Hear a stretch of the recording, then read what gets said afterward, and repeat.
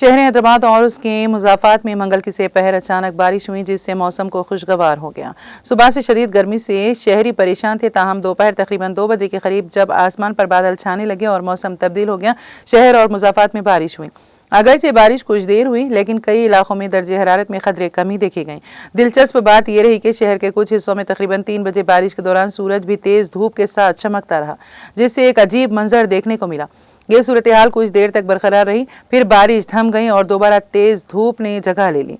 बारिश और तेज हवाओं के सबब चंद्रायन गुट्टा चौराहे पर एक दरख्त अचानक सड़क पर गिर गया। इसी दौरान फलकनुमा से आने वाले 2 ऑटो रिक्शा जद में आए, जिसके नतीजे में ऑटो रिक्शाओं को शदीद नुकसान पहुंचा, जबकि कोई जानी नुकसान नहीं हुआ। इसी तरह से हैदराबाद के अलावा रंगारेड्डी, मेडचल, मलकाजगिरी, महबूब नगर, नागर कर्नूल और विकाराबाद अजला में भी कहीं कहीं हल्की बारिश रिकॉर्ड की गई।